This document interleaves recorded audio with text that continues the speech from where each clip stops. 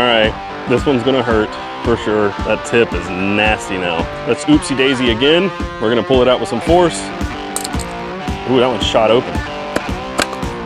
Oh, it felt like the lock broke. You know what it's doing?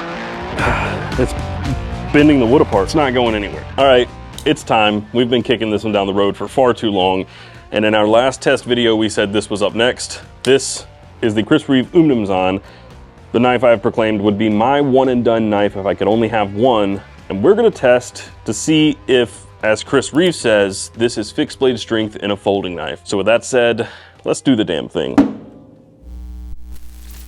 So as I've said many times, this is my one and done knife, but really it's not that one, it's been this one. This is the one I've carried for so long, and you're probably wondering why the Tanto over the drop point. The simple answer for that is that we have some other things we want to do with this drop point, and it was my personal, but now I have a third Umnumzaan, so this is my personal, and these two can go on the chopping block. Will it hurt?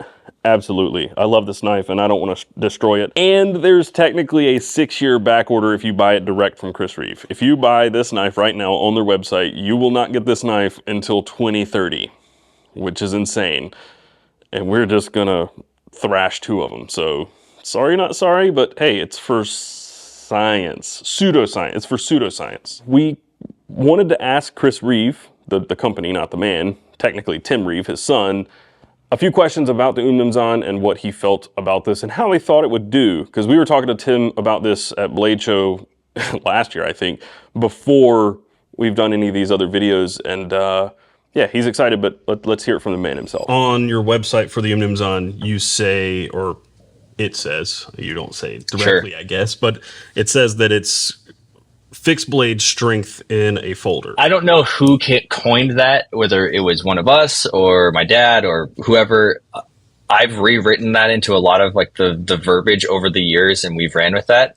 I would like to caveat it that it's like not necessarily literally saying like this is a fixed blade or a folder. Right. Just yeah. But it was that kind of thought process was, hey, let's make like a real strong folder. Do I have scientific testing to say that it is? Not necessarily. Well, I mean, I can look at like the design choices and some like little things in it that like add like, you know, points to it being stronger than say like a Sebenza. Do you have anything like off the top of your head that you would say makes it, like any one little thing that makes it stronger than a Sebenza or Inkosi? So the blade stock thickness is 140 thousandths, just like the Inkosi, where the Sebenza is, or at least the large Sebenza is 121 thou. So you're like 19 thousandths thicker. That whole made up, I would imagine that the whole stop pin, you know, the stop, thumb stud stop pin, like frame lockup and the simple, like large 2-piece pivot is just like, got a lot of stuff, good stuff going for it. There's a lot more meat behind the thumb stud to the thumb serrations. Right. So a lot of that has things going for it. I will say though, the Inkosi has the large hollow grind, which is a shallower hollow grind. So it's the equivalent of a 20-inch contact wheel versus a 10-inch contact wheel. So in that regard, the Inkosi could be stronger in like just taking the blade and bending it type strength. Is there anything you would not recommend us do? I would say don't do anything that you can't get good data back with. And maybe along with that is like, don't do anything that isn't particularly relevant to what you need out of a knife. Now, right. I'm not excusing chopping through a cinder block. I think like, fuck it, do it. Let's see what happens. I'm thinking more of like, we're going to shoot it with a 50 BMG and see what happens. It's like, fuck it, do it. I don't care. But like, are you going to get good data back from it, or is it particularly relevant to the test, right? Yeah. Like what you're trying to get out of it. You know what you're doing with knives. You know what you're trying to get out of it. And like, let's see what happens. You know, like I'm not making any claims that like this is the world's, for lack of using the better term again, but like bulletproof knife. There's a point of failure with everything. And I don't think there's any claims that we make that, you know, I'd be nervous about like failing or something like that. So yeah, okay. To be totally candid, we were asking you that so that you would tell us something and we would go do that thing. Perfect. Explicitly. Perfect. Yeah. So yeah, I don't know, man. There's not much. It's like let her rip and let's see what happens. So this Umnumzaan I actually bought from the Discord, which you should join if you haven't. But I bought it from the Discord a year ago. specifically for this, but it was used. There's a lot of snail trails and stuff on it. So I don't really know the status of the edge. It feels fairly sharp, but we're gonna test it real quick. Then we're gonna touch it up, and then we're gonna do some cut tests. We took some notes from you guys for the last one we did, and instead of using the sharpness tester where you tension it yourself, we have all these pre-tensioned sharpness tests. So you push that down, turn this on. All right, we're just gonna go right on the flat part. 147, that's actually very sharp. So I would imagine that is pretty close to factory, if not factory. And it doesn't look like it's been resharpened. It looks like it's been used up here, but it's a pretty solid edge. So we're just gonna touch it up real quick just to see if we can get it better. We're not gonna test it again, but then we're gonna go through a bunch of cut tests, and we'll test it after we go through the rope and all the other things we did last time inside. So to touch it up, we're gonna use the guided field sharpener, which brings us to our channel sponsors. Obviously WorkSharp. We have a coupon code now. You can get 20% off if you use the coupon code BDEDC. There's a link down below if you just want to click a link. 20% off. So if you want to buy some stuff from WorkSharp, like this guided field sharpener or the Canon Mark II, go check it out at the link below. And our other channel sponsor, of course you guys know, Big Idea Design. They just announced this. This is the TI Pocket Knife 2, the successor to the original. It just was successfully funded on Kickstarter. That campaign is over, and they should ship before Christmas, but if you want one yourself, they should be available shortly thereafter. I imagine that's typically how they manage to do things. TI Pocket Knife 2 is really, really sick. And finally, we want to thank Whatnot. They are another channel sponsor, and we've been going live over on Whatnot pretty regularly to sell some goods, some secondhand things. It's a live streaming platform where you can do live auctions on products. It's a lot of fun. I've sold off a lot of my collection. We have some other stuff that's going up this Friday. So we're gonna be live this Friday at 7 p.m. Eastern on Whatnot. There will be a link down below, or you can just scan this QR code. Track it right here. Put it right here, Ricky. Right there. All right, we'll see you guys on Whatnot. Now back to the Umnumzon. All right, touch it up real quick. We're not gonna go too crazy, and I don't know that I'm actually gonna do anything to the Tonto edge, the secondary, not secondary bevel, but the second bevel. Somebody commented, I think last time or on one of these videos where I was stropping, and somebody's like, I've never seen somebody strop the way you strop. Typically people go the other direction. How do they do it? Like this. But really you're just doing the same thing. I'm just pulling instead of pushing. All right, so we got a lot of stuff here. We're going to just kind of run through it. The same stuff we did last time. We've got some various types of rope and string, cardboard, hose, wires, cables, zip ties. Wait a minute, we got hose? We got hose for days. We're listening to you guys. We're gonna try and keep most of these cuts in like this area. That way we can go back to the sharpness test and see where we're at. The struggle there is that we're flat cutting, but it's really not that bad, I guess. This one is the real testament. Ooh, that hollow grind is probably, it's a little close. I probably should have chosen something a little further out here, but we'll make it work. I gotta go out there. I can't actually get to it. We're gonna do one more, and we'll put it like right on that. That's super easy for this. Are we gonna do 50 cuts this time? No? Do 45. 45, that's good. No, I'm just kidding. The only thing that's ever cut cardboard better than this knife is probably a bug out. Watch yourself. All right, we get the point. Is that good enough? Let's do drywall. Drywall we can't do with that part of the blade, just because of the way that you're gonna cut drywall, but this is where your really tough Tonto tip comes into play. Or your Yacote. The Yacote is where the two bevels come together, and is where I would say like most of your cutting is gonna be done on a Tonto. Like really, really good in it. Well, I don't remember what all we cut with the hose last time. I will say it feels really unnatural to use this part of the blade. Like I want to use up here. It's just way easier to cut.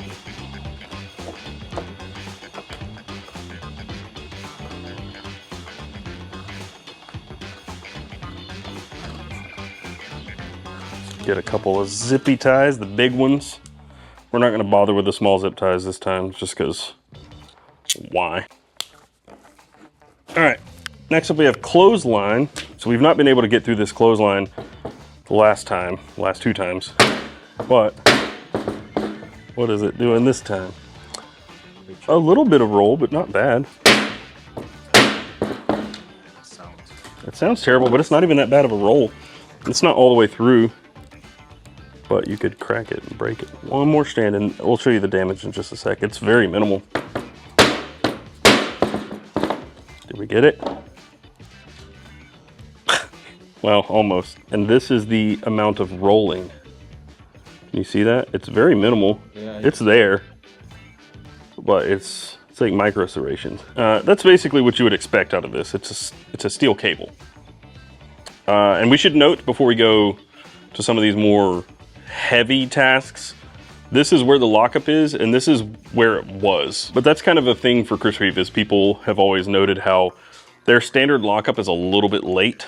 Some people don't like that, but it's not really an issue because it doesn't tend to walk over that bad. I mean, it would require some serious use over years and years for that to walk over, or some serious abuse. So this is my user, and this is the Tonto. They're kind of in the same ballpark. There's a threshold. They're not all at the exact same point. All right, and then the final test in here is the can test, and I think it's gonna do pretty well just because we have that thick Tonto tip, so it's got a strong tip to it, but the downside is that it's not as good at piercing because it's so blunt. Like when I stab this into the table, it kind of just bounces out. I mean, you can stab it in, but you got to try a lot harder than with, say, the drop point. So, helpful in some ways, but not in others. But it is stronger for sure. And it's kind of cutting through this with ease. And in case you don't remember why we're doing this, there's at least been one time in my life where I've needed to cut open a can because I didn't have a can opener, and your knife will do it. It's just a matter of how easily it will do it.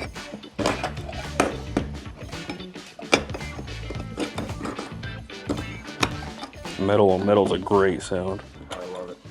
I mean, at this point, I would just eat out of the can, but there we go. I don't think there's really any damage to note other than a little bit of rolling, which you can probably hear. So, It's like country. A little crunchy. Now we're gonna test the sharpness, and we're gonna go outside. I wanna miss the roll, but I wanna go like right here. 192. That's not bad. Not bad at all. That's still considered very sharp, and it feels very sharp. And there's no damage to the edge outside those two places, except right here. And I imagine that right there is just a little bit of a roll, like a tiny roll. It's not even as bad as those. But I think that is from the can. When it punctured through and then hit, I think it hit like here. Almost forgot, one of the important tests we did with the bug out on the Ozark is a small pry test. This technically kind of falls into the realm of abuse, but I know people out there pry all the time, and it's just one of those things that happens. Wow, that staple's really in there. And this thing's not gonna bend. This thing is just pushing through the wood because that tip is so much stouter than the bug out or the Ozark. But we put the Ozark under here, and it bent instantly with very little force. That staple did roll that edge just a little bit, but we had to force it in there more than some of the others because it's so thick. But it can pry very easily. Okay, this is the point that is gonna hurt the most because I love this knife, and it is a $500 knife, right? Let's make no mistake about it. It's an expensive investment if you were to buy one of these. And so far, I think it's held up plenty fine. This is, I believe, an S45 blade steel on this one. And there's a little bit of rolling, but nothing that I couldn't fix here myself pretty quickly. The only downside, again, is having to sharpen a second bevel. But last time we did a pocket drop test, so we dropped from about pocket height. You go to pull it out of your pocket, and you accidentally drop it, and ow. It just doesn't sound good. Titanium on asphalt, it marred up a little bit, but nothing major. See that? Oh. Just a little bit of a scratch, nothing major. Well, you put it in your pocket and just do like a loose, like just, oops. You're gonna do it, and like, let's say it hangs a little bit on the edge of your pocket, so you're like, whoop, it didn't even come out of my pocket. Pull it Whoop. out with force, brother. Like, really put some things. Oh, okay. There you go. There we go. All right, we'll do a few of those. Let's oopsie daisy again. We're gonna pull it out with some force. Ooh, that one's shot open. Again, nothing too major. Nothing really on the blade. Just a couple of little nicks and scratches. And most of that would be fixed, for the most part, with a spa treatment. Not necessarily entirely, but, you know, mostly covered up. Let's do one more. All right. 1, 2, 3. Oops. That was a lot of force. Getting real close over here. Hey, Back up, man. hey, watch yourself. Watch yourself. I wanted to put some force behind it without throwing it. I mean, I kind of threw it. It's just, I mean, a metal on asphalt. A couple little dings, nothing major. All right, this one's gonna hurt for sure. 3, 2, 1. Ugh. Oh. That tip is nasty now. Yeah. 3, 2, 1. Ooh, it just stuck there. This is fully rounded out and blunted. And even like a roll, like it's been peened back. Well, that's pretty gnarly for 2 drops. I think the others did better, the Bug Out and the Ozark, with these drop tests. And you know why? They're both extremely lightweight knives. Oh, yeah. Whereas this has some heft to it. It's probably 4.5, 5 ounces, maybe somewhere in there. It's a beast of a knife. So you're putting, it's got more force when it hits the ground versus the Bug Out, which is less than 2 ounces, and it just kind of, yeah. All right, we're doing it one more. All right, 3, 2, 1. Whoa. I mean, it's the same result. Nothing worse really, but it is pretty chewed up. That's pretty gross. It's rolled pretty bad too. Like, if you come here and look down the bevel, can you focus on that? Put your hand behind it. Oh, yeah. Oh, See how wide it gets? Yeah.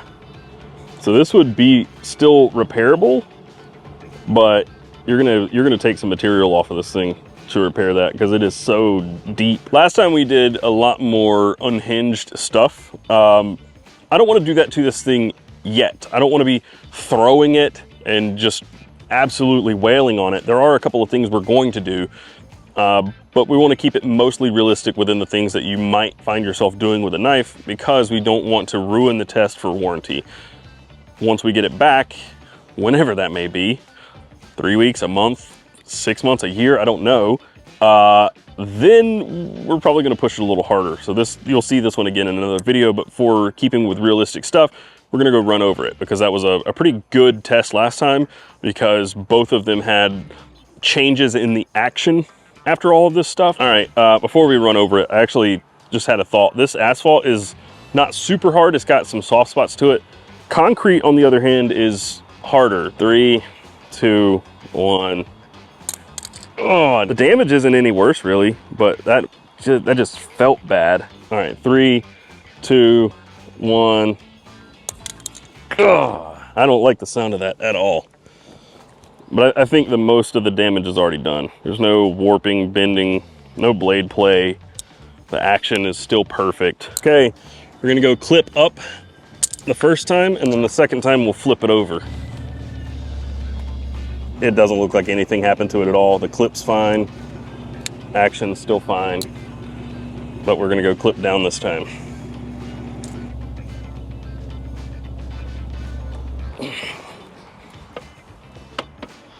How flat is that clip? Oh. But like not able. It's tight, yeah. But that's it. Action's still totally fine. You can tell that it doesn't have as much, it doesn't come up off the knife as far as it did. So far, everything is perfect except for a little bit of nasty blade damage. That's pretty gross. You can see the difference in the clips here. It's not much, but it's a difference for sure. This one's bent, whereas this one kind of bows out. This one goes in. And another thing, we were just noticing it while walking back here, like you've still got all these little mars and stuff where it's hit the asphalt, but you can't even feel them. Like they are so minute, and the blade is really the only damage at all. There's no change in action. There's no change in function or anything. This knife, if you just put an edge back on it, would be totally fine. Although you're gonna have to work to get that tip back. I guess we're gonna go to batoning. Batoning gets a bad rap for all these like knife tests because you shouldn't baton with a folder. But Chris Reeve's website says fixed blade strength in a folder. So I kind of feel like we have to baton. Like it's got to happen. So we got some mixed dry hardwood. We're going to start with a really thin piece of wood. Typically, if I do any of these batons with a folder, I tend to break the lock and just hit the blade.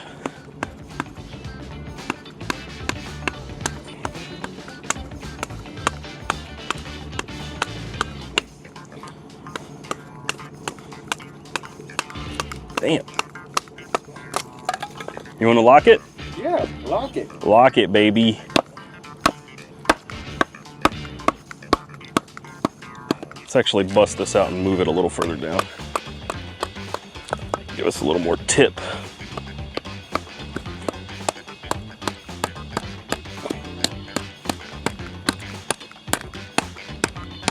So our lock bar is all the way over now, but it was just kind of pressed over and now it's back to where it was. There's no DBK, we don't have piles and piles of wood. This is probably a better piece, although it does have a knot in it.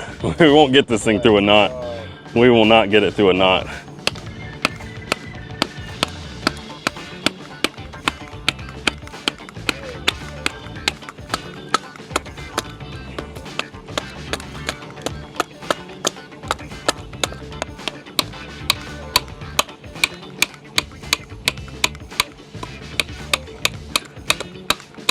Yeah, we're going straight into that knot.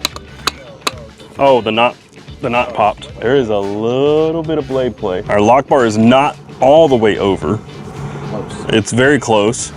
But look, that lock bar is actually working its way over more. Is it off center? I don't think it's off center. It doesn't look, maybe a little to the left. That's what I was thinking, but I think it's just an optical illusion. So that ceramic has probably marred up. Oh, you can see it. So because that ceramic is harder than the blade, and we're hammering on it, it literally just put a groove in the blade.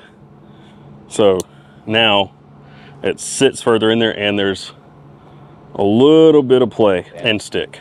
And that stick is because there's now like a detent on the lock interface. Fixed blade strength might be a bit of an exaggeration, but other than batoning, which you shouldn't do with a folder anyway, this thing is held up exceptionally well, minus the tip. Which actually Tim, maybe in the interview, but definitely in person, told us he was afraid of the tip breaking. It hasn't broken yet.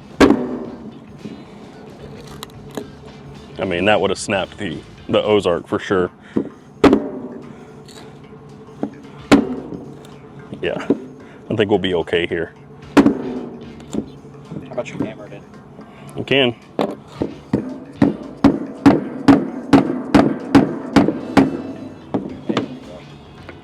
Ooh, you know what it's doing?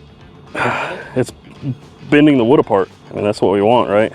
Let's do it in this and not go so deep.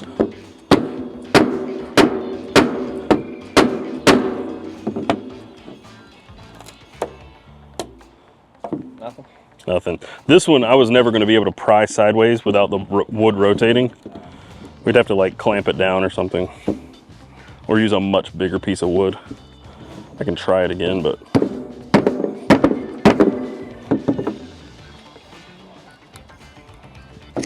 yeah, it just slips out. All right, we're gonna do this one last test. I already know how it's gonna go, but You said you weren't gonna do that. it's not gonna change. We're not gonna snap this knife in half. There's no chance.